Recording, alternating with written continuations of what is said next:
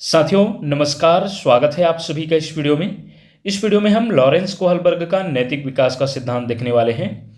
इसके पहले दो वीडियो देखे हैं, जीन पियाजे का सिद्धांत और वाइगोत्स्की का सिद्धांत, और ये रहा लॉरेंस कोहलबर्ग का सिद्धांत। ये तीनों मिलाकर हर बार 5 से 6 क्वेश्चन निश्चित रूप से पूछा जाता है। तो तीनों वीडियो आपके परीक्षा की दृष्टि से बेहद इंपॉर्टेंट है। यदि आप पहले दो वीडियो जो जीन पियाजे और वाइगोत्स्की का बना है वो नहीं देखे होंगे तो निश्चित रूप से उसे भी देख लीजिएगा, क्योंकि आपका जो है 5 से 6 नंबर निश्चित रूप से तैयारी हो जाएगा। बिल्कुल डिफरेंट तरीके से नोट्स तैयार हैं, आपको बहुत से नया चीज़ मिलेगा और जो कि बहुत ही परीक्षा उपयोगी मिलेगा। चलिए स्टार्ट करते हैं। लॉरेंस कोहलबर्ग का नैतिक विकास का सिद्धांत। सबसे पहले हम जान लेते हैं कोहलबर्ग का सामान्य परिचय। कोहलबर्ग का पूरा नाम है लॉरेंस कोहलबर्ग और पहचान है एक प्रसिद्ध अमेरिकी मनोवैज्ञानिक के रूप में।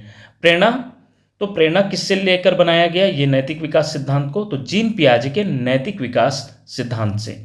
याद रखिएगा, जीन पियाजे के संज्ञानात्मक विकास सिद्धांत से नहीं, जीन पियाजे के नैतिक विकास सिद्धांत से प्रभावित होकर यह लॉरेंस कोहलबर्ग के द्वारा नैतिक विकास का सिद्धांत दिया गया।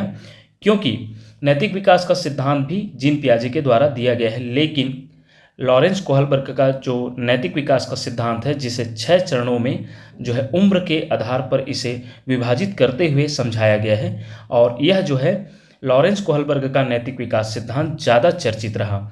इसलिए जो है जीन पियाजे का नैतिक विकास उतना ज़्यादा चर्चित में नहीं रहा, लेकिन यह भी परीक्षा उपयोगी है। हालांकि ये लॉरेंस कोहलबर्ग का नैतिक विकास का सिद्धांत से ज़्यादा प्रश्न बनता है। आगे है सिद्धांत का प्रतिपादन कौन से वर्ष हुआ? तो 1969, और संशोधन, इसमें कुछ संशोधन हुए 1981 एवं 1984 को। आगे देखते हैं तो प्रमुख अभिमत इस सिद्धांत से, तो नैतिकता जन्मजात नहीं होती है बल्कि समाज, संस्कृति एवं अनुभवों से विकसित होती है। नैतिक विकास जो है क्रमिक होता है, स्टेज वाइज होता है, बताया गया है कोहलबर्ग के अनुसार। याद रखिएगा, ये जो मेन पॉइंट है इससे क्वेश्चन बनता है, तो इसे फोकस कीजिएगा।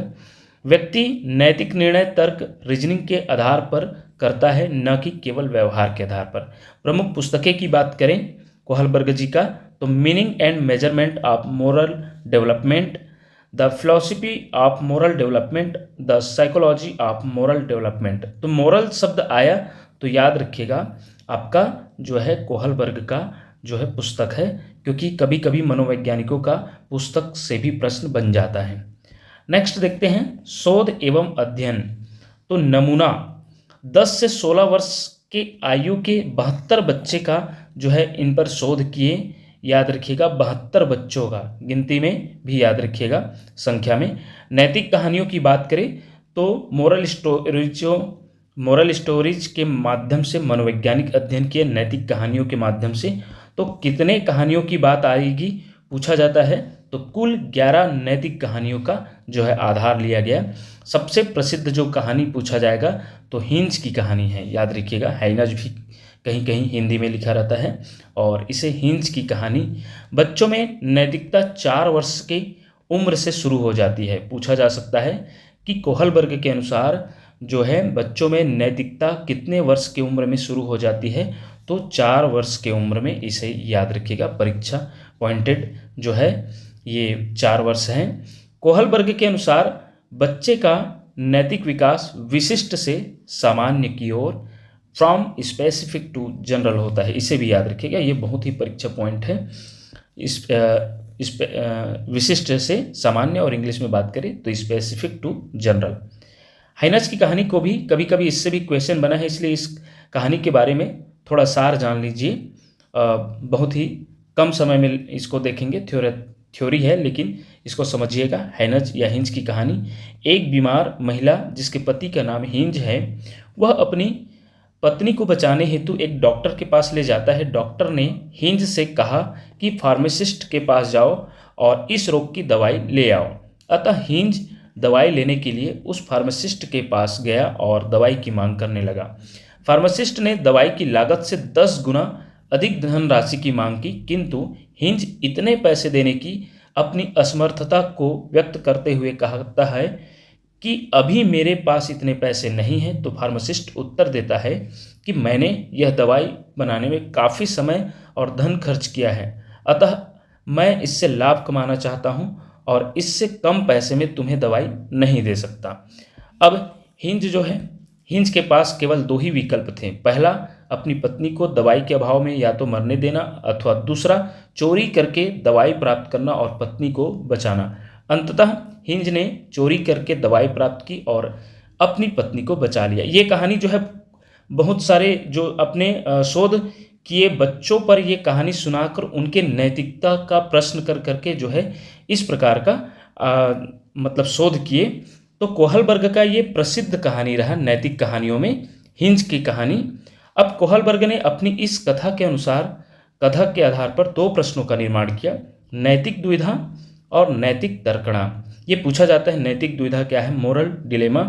जब व्यक्ति सही और गलत के बीच निर्णय लेने में असमर्थ हो जाता है तो एवं दुविधा में फंस जाता है, तो दुविधा यहाँ शब्द से स्पष्ट समझ आ रहा है कि जो सही और गलत के बीच निर्णय लेने में असमर्थ हो जाता है और दुविधा में फंस जाता है तो उसे नैतिक दुविधा कहते हैं।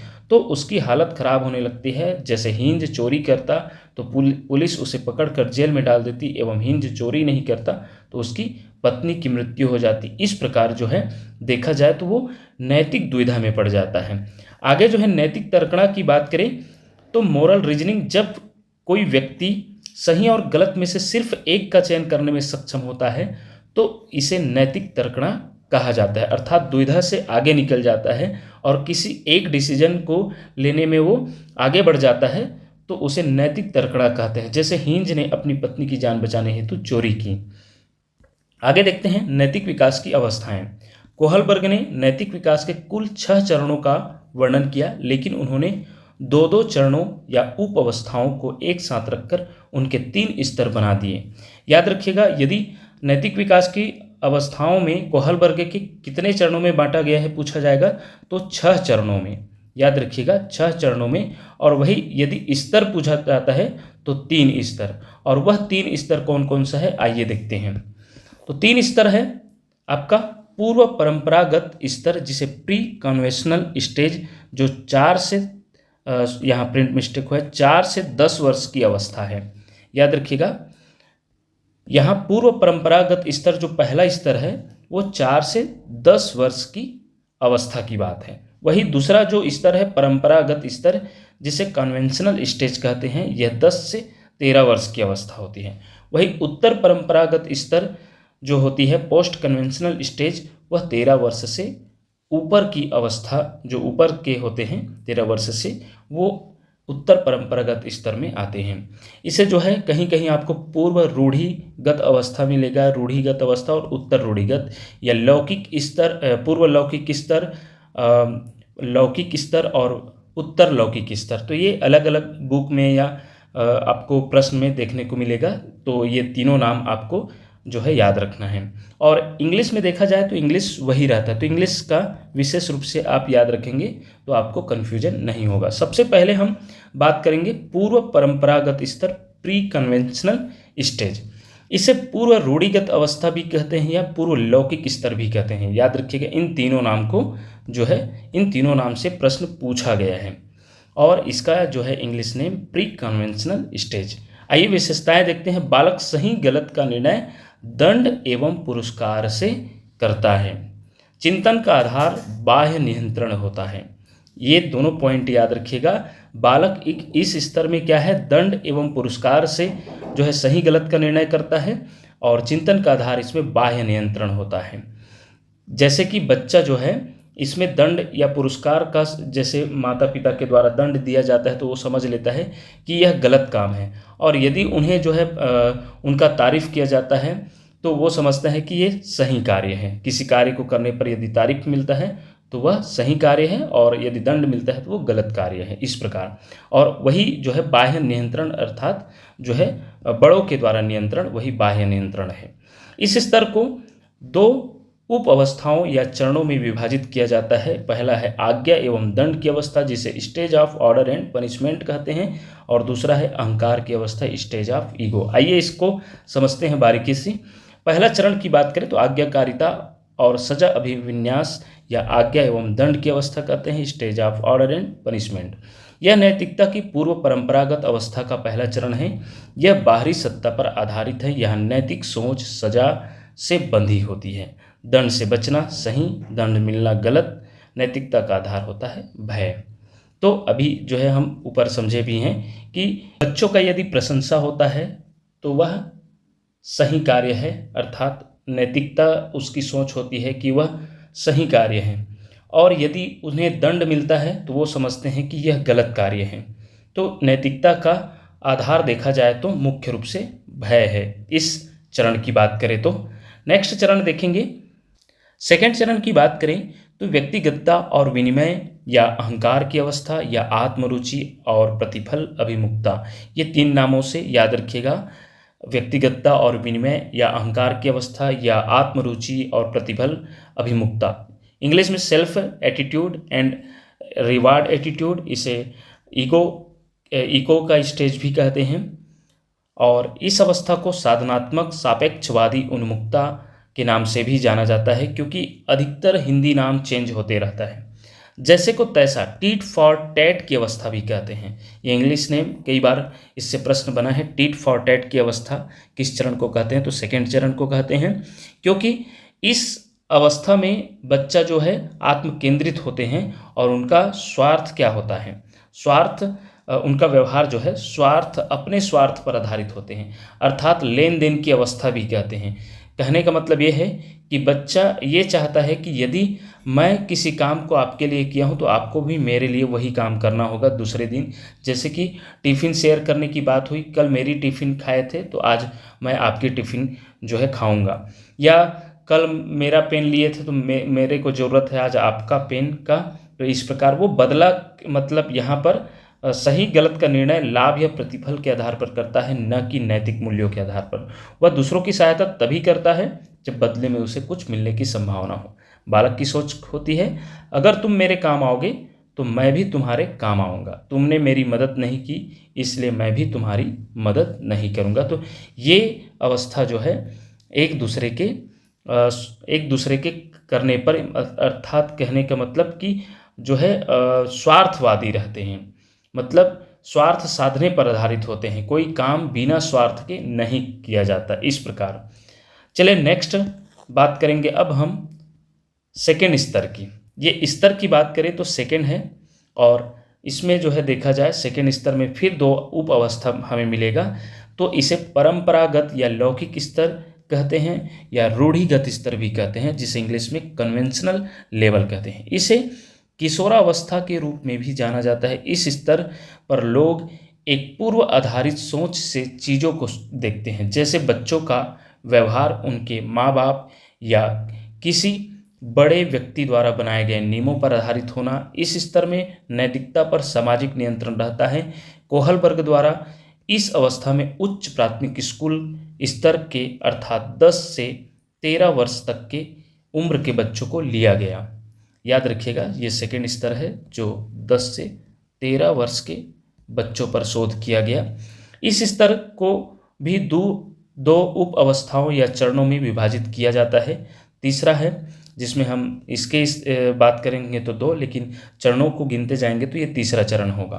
प्रशंसा की अवस्था, जिसे हम good boy good girl orientation English में भी कहते हैं, याद रखिएगा, इसी में आता है स्टेज ऑफ एप्रिसिएशन।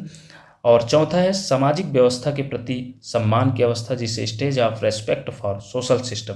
आइए अब हम तीसरी चरण को समझते हैं, अच्छे पारस्परिक संबंध या प्रशंसा की अवस्था, या इसे good boy good girl orientation भी कहते हैं। इस अवस्था में व्यक्ति का नैतिक व्यवहार दूसरों की स्वीकृति और प्रशंसा पर आधारित होता है।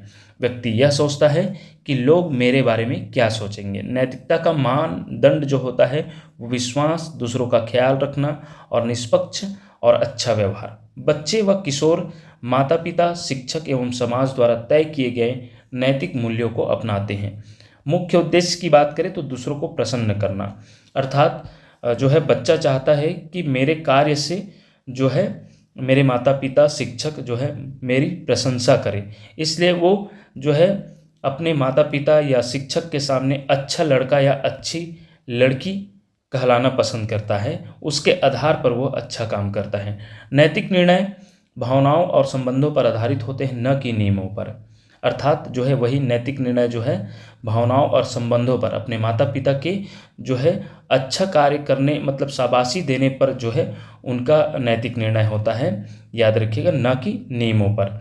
इस अवस्था में समूह की स्वीकृति बहुत महत्वपूर्ण होती है। मुख्य शब्द की बात करें इस अवस्था की तो प्रशंसा है, क्योंकि माता पिता या शिक्षक की या बड़ों के द्वारा प्रशंसा प्राप्त करना। स्वीकृति, अच्छे संबंध, good boy good girl orientation, तो ये मुख्य शब्द है इस चरण की, तीसरे चरण की।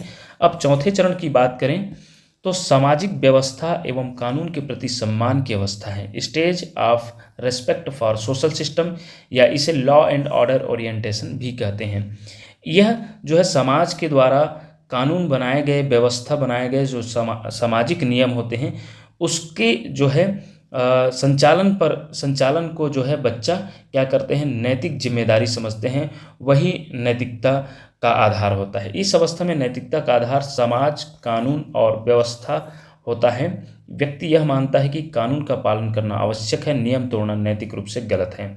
नैतिक और अनैतिक व्यवहार का प्रभाव पूरे समाज पर पड़ता है। कर्तव्य, अनुशासन और जिम्मेदारी को विशेष महत्व दिया जाता है।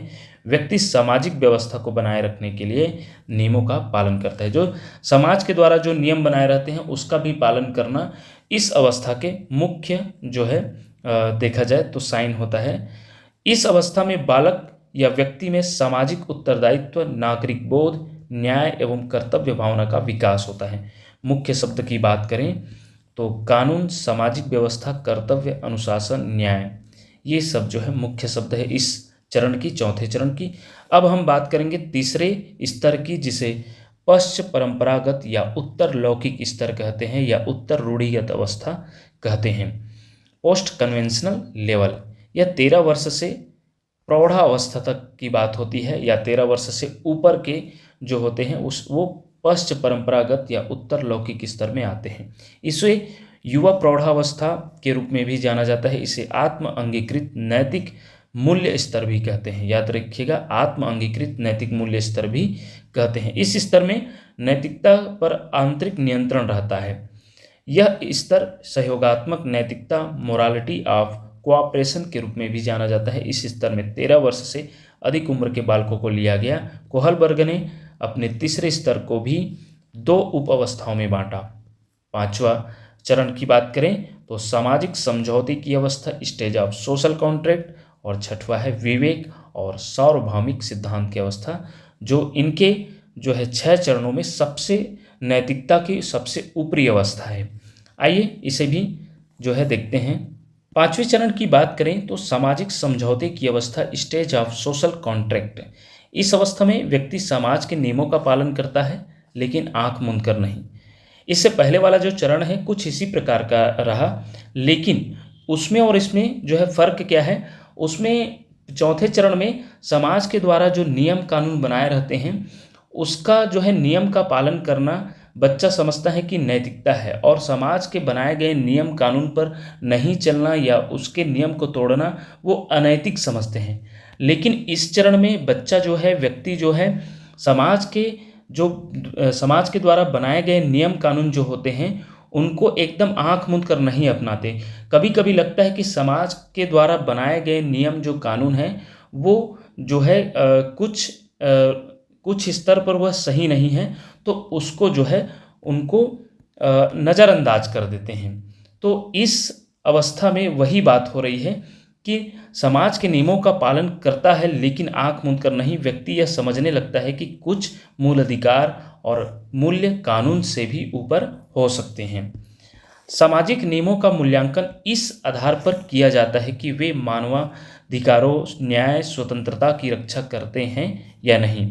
कभी कभी समाज के जो नियम होते हैं वो रूढ़िवादी होते हैं, या जो है देखा जाए तो मानव के अधिकार के लिए जो है ज़्यादा उचित नहीं रहता, या उनकी स्वतंत्रता की रक्षा नहीं कर पाते। तो बच्चा इस अवस्था में समझ जाता है कि यह नियम जो है ठीक नहीं है, अर्थात इसमें जो है समाज के नियमों के ऊपर सोचने लगते हैं। व्यक्ति समाज के साथ समझौता बनाए रखने या बदलने पर तर्कसंगत विचार करता है इस अवस्था में।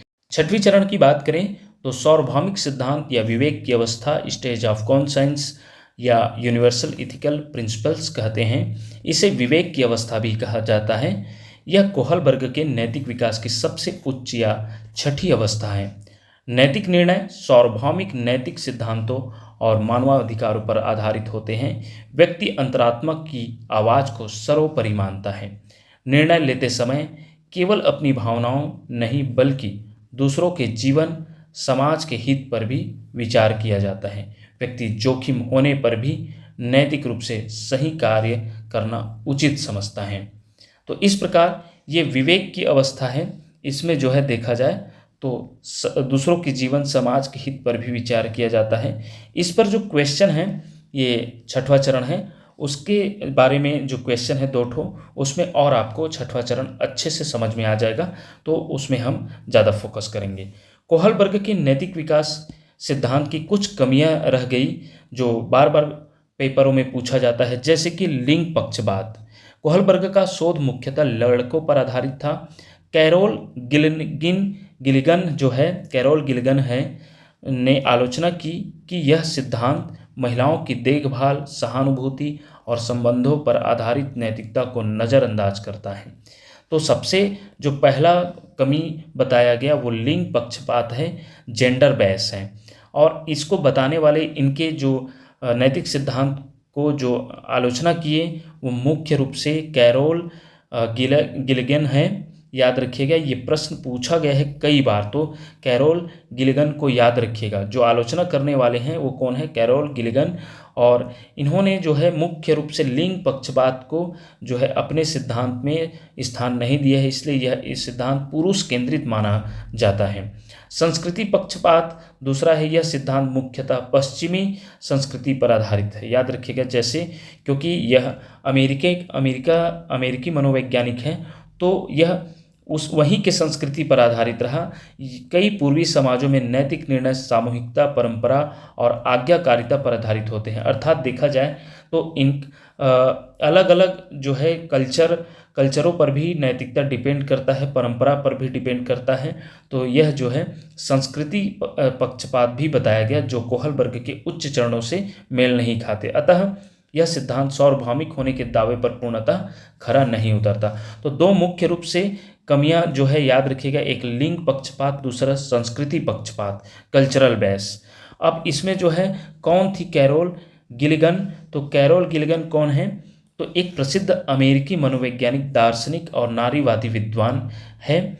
वे हार्वर्ड विश्वविद्यालय से जुड़ी रही और नैतिक विकास के क्षेत्र में उन्होंने लॉरेंस कोहलबर्ग के सिद्धांत की महत्वपूर्ण आलोचना प्रस्तुत की। याद रखिएगा, इनका प्रश्न कई बार सीटेट में पूछा गया है कि जो है कोहलबर्ग के नैतिक विकास के मुख्य आलोचना करने वाले कौन थी? तो वह है कैरोल गिलिगन।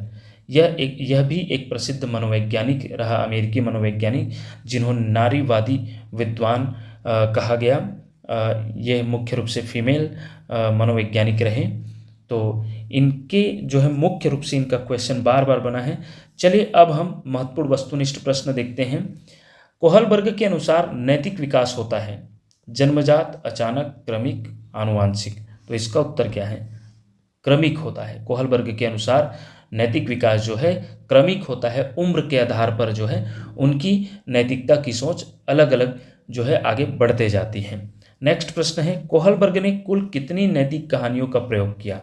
6, 8, 10, 11। तो देखे होंगे इसका उत्तर क्या है? 11। कुल जो है नैतिक कहानियों का प्रयोग किए तो 11 कहानियों का। कोहलबर्ग की सबसे प्रसिद्ध नैतिक कहानी कौन सी थी? जॉन की कहानी, हिंज की कहानी, रॉबर्ट की कहानी, डेविड की कहानी। तो इसका राइट आंसर है हिंज की कहानी। नैतिक दुविधा क्या है? नैतिक दुविधा का अर्थ क्या है? सही निर्णय लेना, गलत निर्णय लेना, सही गलत में निर्णय न कर पाना, नियम पालन। तो इसका उत्तर क्या है? नैतिक दुविधा का अर्थ है सही गलत में निर्णय न कर पाना। नेक्स्ट है, कोहलबर्ग के अनुसार नैतिक विकास की शुरुआत किस उम्र से होती है? बताइए। कोहलबर्ग के अनुसार नैतिक विकास की शुरुआत 4 वर्ष के उम्र में शुरू होती है। तो यदि आप थ्योरी ध्यान से देखेंगे तो बहुत आसान तरीके से उत्तर मिलते जाएगा। धीरे धीरे हम जो है थोड़ा कठिन प्रश्नों की ओर जा रहे हैं, अभी एकदम आसान सवाल ले रहे हैं। टीट फॉर टैट अवधारणा जो है किस चरण से संबंधित है? पहला चरण, दूसरा चरण, तीसरा चरण, चौथा चरण। तो निश्चित रूप से टीट फॉर टैट जो है दूसरे चरण की बात है। लेन देन की अवस्था, आपके लिए मैं किया हूँ तो आप मेरे लिए भी करो, तो ये जो है दूसरे चरण की बात है। नेक्स्ट है, अगर तुम मेरी मदद करोगे तो मैं भी करूँगा, यह किस चरण को दर्शाता है? आज्ञादंड, सामाजिक व्यवस्था, अहंकार की अवस्था, विवेक की अवस्था। तो यह जो है ऑप्शन सी अहंकार की अवस्था को दर्शाता है। नेक्स्ट है, लॉरेंस कोहलबर्ग के नैतिक विकास के सिद्धांत के अनुसार सजा टालने के लिए नियमों का पालन करना किस चरण को दर्शाता है? प्रथा पूर्व चरण, अमूर्त संक्रियात्मक चरण, प्रथागत चरण, उत्तर प्रथागत चरण। तो देखिए यह जो है प्रथा पूर्व चरण, जिसे हम प्री कन्वेंशनल स्टेज भी कहते हैं। तो इसमें सजा टालने के लिए नियमों का पालन करना, अर्थात सजा जो है किस पर डिपेंड करता है? दंड एवं पुरस्कार की अवस्था जो है पहले चरण की बात हो रही है, पहले अवस्था की बात हो रही है। प्रथा पूर्व चरण या प्रथा पूर्व अवस्था कहेंगे। ऑप्शन ए इसका राइट आंसर है। ये सभी प्रश्न ये सी टेट से लिया गया प्रश्न है साथियों, याद रखिएगा। सी टेट, सी जी टेट, तो आप इसमें मेंशन करना, इस बार मेंशन नहीं किया हूँ, लेकिन निश्चित रूप से सभी प्रश्न बहुत इंपॉर्टेंट हैं।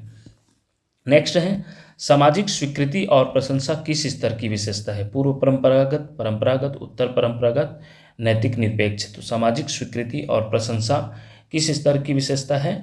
तो यह परंपरागत स्तर की विशेषता है। ऑप्शन बी इसका राइट आंसर होगा। नेक्स्ट है, कोहलबर्ग के सिद्धांत की आलोचना किसने की? पियाजे, फ्रायड, कैरोल गिलिगन, वैगोत्स्की।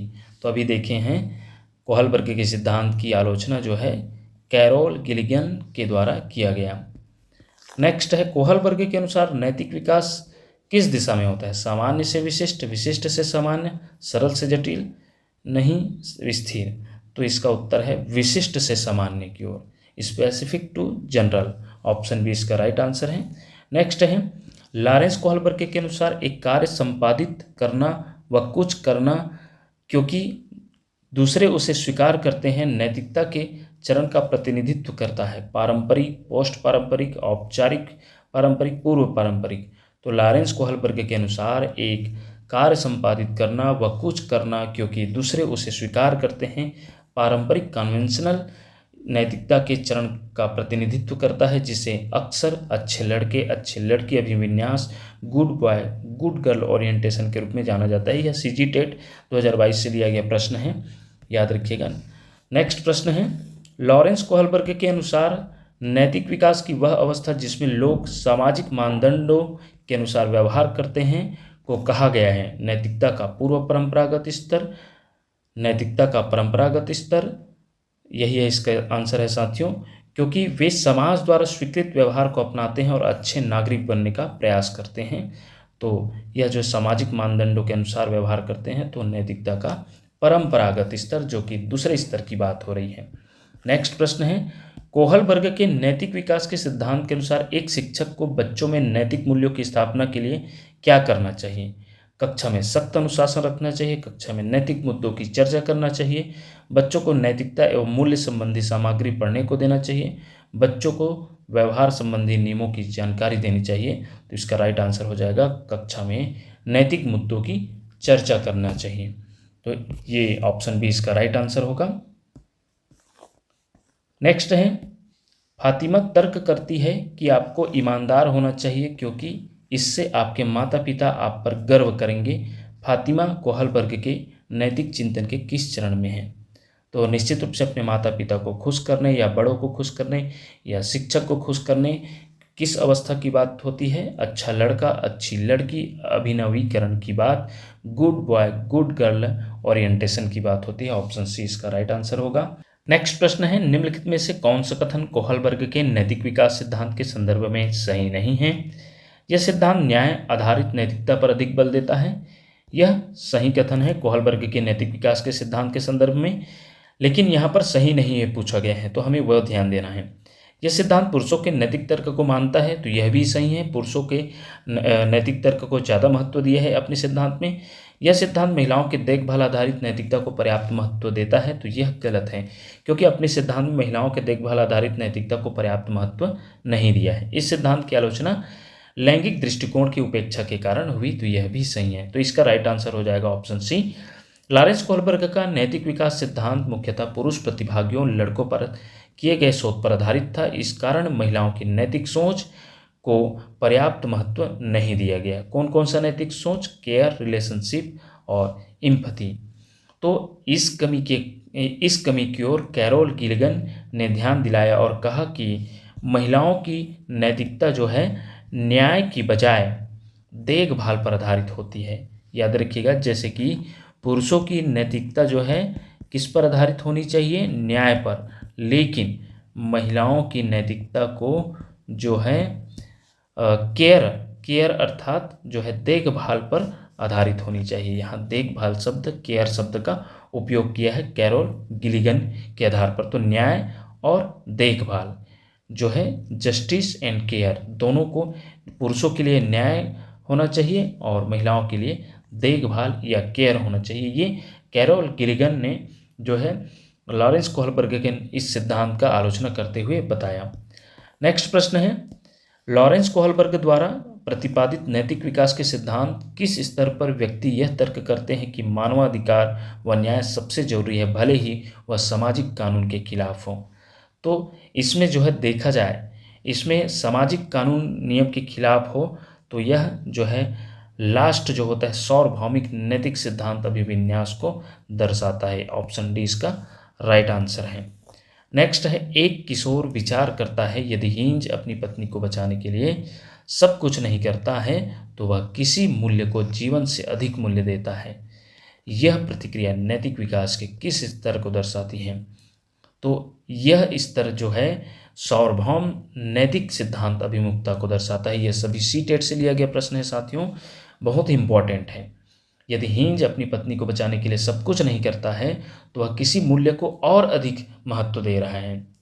तो यह प्रतिक्रिया जो छात्रों के द्वारा होती है शोध के दौरान, तो नैतिक विकास के किस स्तर को दर्शा रही है? सार्वभौम नैतिक सिद्धांत की अभिमुखता को। नेक्स्ट प्रश्न देखते हैं, निम्नलिखित में से कौन सा चरण लॉरेंस कोहलबर्ग द्वारा दिए गए नैतिक विकास के सिद्धांत में शामिल नहीं है? पारंपरिक चरण, अपारंपरिक चरण, उत्तर पारंपरिक चरण, पूर्व पारंपरिक चरण। तो यह जो है देखा जाए तो लॉरेंस कोहलबर्ग द्वारा दिए गए नैतिक विकास के सिद्धांत में अपारंपरिक चरण जो है शामिल नहीं है। ऑप्शन बी इसका राइट आंसर होगा। नेक्स्ट प्रश्न है, लॉरेंस कोहलबर्ग के द्वारा प्रस्तावित निम्नलिखित चरणों में से प्राथमिक विद्यालय के बच्चे किन चरणों का अनुसरण करते हैं? प्राथमिक विद्यालय के बच्चे कहाँ से कहाँ तक आते हैं? आप सभी जानते हैं प्राथमिक विद्यालय के बच्चे जो हैं 6 से 10 वर्ष की बात होती है इसमें। तो 6 से 10 वर्ष में कौन सा आ जाता है? आपका आज्ञा पालन और दंड उन्मुखीकरण जो पहले चरण की बात हो रही है, व्यक्तिगता और विनिमय जो दूसरे चरण की बात होती है, जिसमें देखा जाए तो 4 से 10 वर्ष के बच्चे आते हैं। जो स्तर के आधार पर देखा जाए तो पहला स्तर, और चरण के आधार पर देखा जाए तो पहला चरण और दूसरा चरण आ जाता है। तो ए और बी दोनों इसका सही आंसर हो जाएगा। ऑप्शन ए इसका राइट आंसर हो जाएगा, क्योंकि बाकी जो है आपके प्राथमिक विद्यालय से ऊपर हो जाता है। इस प्रकार ये रही कोहलबर्ग के नैतिक विकास के सिद्धांत। निश्चित रूप से इसी प्रकार के वीडियो पाने के लिए देखते रहिए आपका अपना चैनल टीचरशिप। धन्यवाद साथियों।